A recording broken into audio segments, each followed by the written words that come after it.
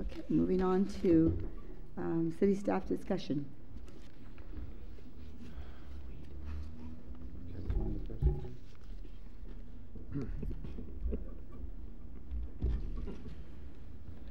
All right, the first is an update on current developments.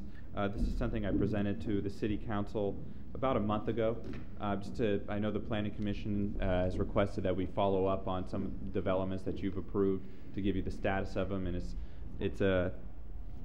as the Planning Commission knows, during the boom between 2002 and I'd say 2007, the Planning Commission and City Council approved over 1,500 units within San Bruno. Most of those were built, but a number of them have been paused at this point, that are not going forward. Some are under construction right now, but moving slowly. It seems like the number one thing that you hear is not so much a demand-based situation right now, but lending just isn't there, especially for the larger developments. So I'll take you through about 10 different developments here quickly. You could stop me at any time, and I'm starting with one of the smaller ones. The first is Peace Lutheran Church site. This is just north of the intersection of San Bruno Avenue and Glenview.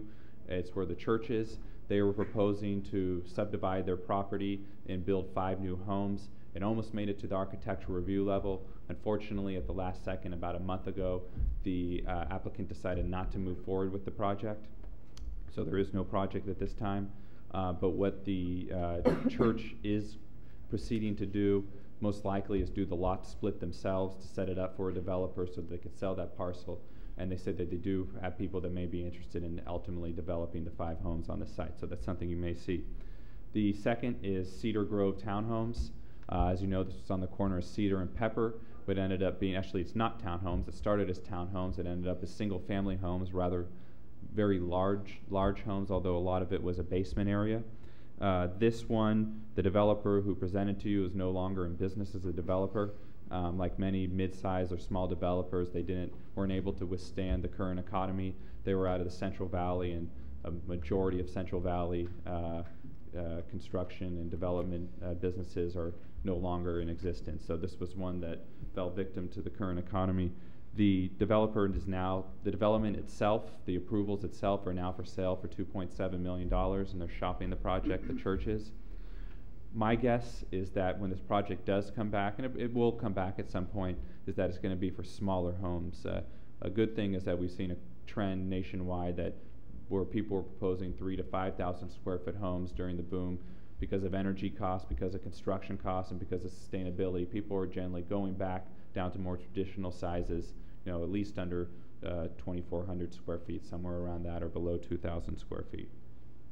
The third project is also around the same size, and next door to that, Peace Lutheran Church project. It's on the corner of Glenview and San Bruno Avenue, little over an acre in size, and the Planning Commission over 3 years ago now approved the Glenview Terrace project. There was an extension of the approval given, I believe, last year. We have seen very little activity. It's also for sale for about $3 million for the 16 units. They're rather large units, and I would also guess with this one you'll see them come back and downsize the homes when they actually propose them. Skycrest, also near there. 24 single-family homes were approved. Here's an example of one on the photograph within the PowerPoint. 12 have been constructed. About half have been sold, a little less than half have been sold. The others have been rented out, so they're fully occupied. The developer also came back and requested an extension, and they do have an extension. He thinks that the market may turn around 2012, and that's when he's expected to go forward again with the 12 additional homes and start construction there.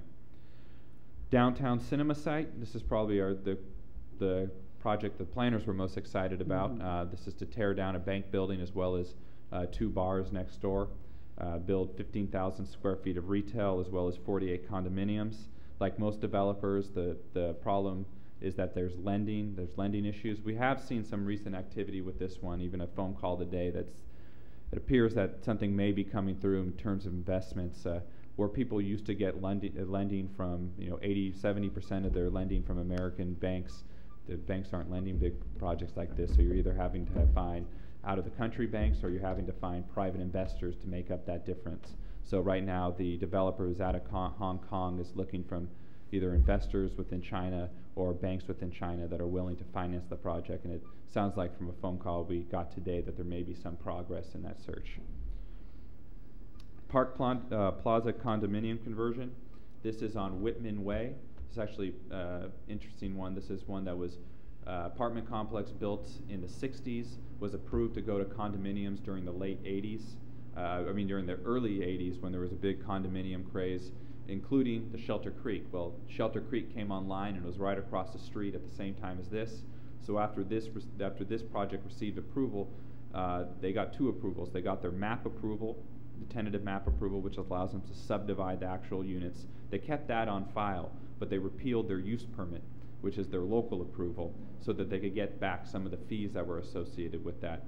Well, now they're coming forward again with their use permit request to meet their local requirements. They're doing a number of upgrades to the front of the building. This will come to you within the next couple months. The thing to note, there's also a lot of concern about long-time residents. Our code is actually pretty good in covering residents. If you're a senior citizen or you're disabled, you're able to stay in there for a number of years without having rent increases if you choose to stay. You also have first right to purchase the units if you live within there. If you choose to move, the developer has to pay for 4 months of living expenses, 4 months of rent, as well as your moving expenses. So there's a lot of things built within there to encourage the developer to keep the current residents and offer them affordable prices to purchase the unit rather than just making everyone leave as this converts. The Miramonte subdivision. This one is 70 single-family homes built on the former Carl Sandburg site. This actually has gone forward. All the building permits have been pulled. About half have been sold. They expect construction to finalize within the next year or so, and hopefully all the homes have been sold. What's interesting about this one is it's consistent with the nationwide trend of smaller homes. They came back with a number of smaller floor plans, and those are the ones that sold right away. So I think it did too. It reduced the price point to make it more affordable, but people are generally getting used to smaller homes, and that's what the developer decided to go forward with. The next development has been recently named Acapella at the Crossing. This is SNK's development, the last residential phase of the crossing. It's 350 total condominiums.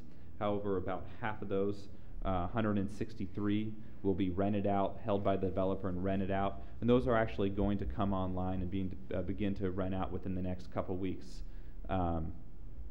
The second is a 187 unit building, expected sometime in the middle of next year, maybe springtime, early summer of next year, and that would be for sale product, slightly larger units, but they're all quality units, and there's a lot of demand for rental housing still within the crossing, so they're excited to get that online.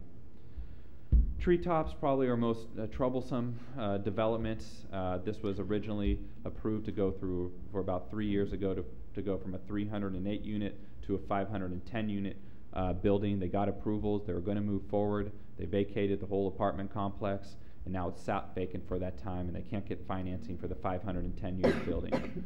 Recently, within the last month, they came back to us and they said they would prefer to go forward themselves. They actually tried to sell the project for a while. They weren't successful, so they actually want to go forward themselves now with a remodel of the existing 308 units. So we're working with them right now on building code issues to see what they would have to meet in terms of building code. So we're doing that with them right now, and hopefully the neighborhood will see some positive improvement with that within the next year or so.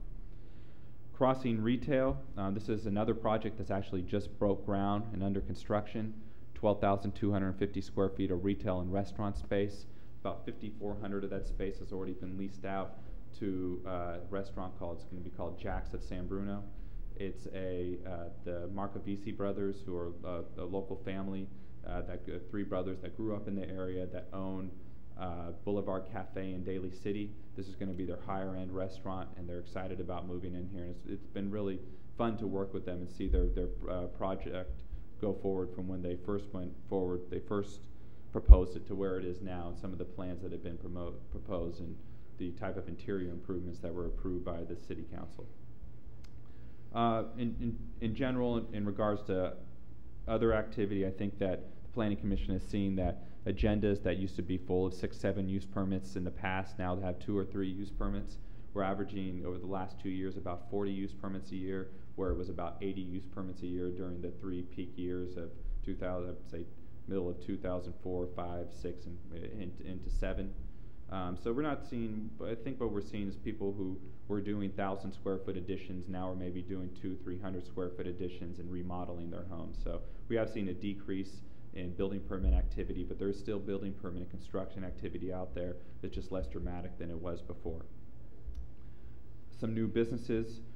Hooters is opening up in Tanforan. Planning Commission reviewed that application. It's expected for a December opening. There's also a store called Romper Room, which is a kids play type store that's also proposed to be opening. They're the building permit process right now. And a Brazilian steakhouse, I think you saw that as an application, is proposed in the downtown area to where the old Kids Cuts is. Mm-hmm. So that's kind of a summary of the 10 major, I believe it's 10 major projects in San Bruno, so I could take any questions that you have at this time. Through the chair. Commissioner Peterson. Is there a lot of damage to treetops? Yes. There's a lot of damage just from having a vacant building there, right. Weathered building over the years. So if they were doing any type of construction project, they're basically taking it down to the studs, skinning the building inside and out, and then rebuilding from there. Excuse me. Just you might make sure they realize that a lot of the outside wasn't properly designed in the first place, and they're going to be in trouble if they think that can hold weather. Yeah, I think they're going to definitely go away from the wood-based materials on the exterior and go to more of a hardy plank material on the outside. Thank you. Through the chair. Commissioner Biasotti. On Treetops, has the fire department had access to that yet to practice? Yes. that's a portion of the damage was they did SWAT drills in there, and a lot of the damage is done from a weathered building, but they also did tactical drills within there when we all believed that the building would be demolished in the long run. Okay, thank you. Are there any other questions for staff? Okay.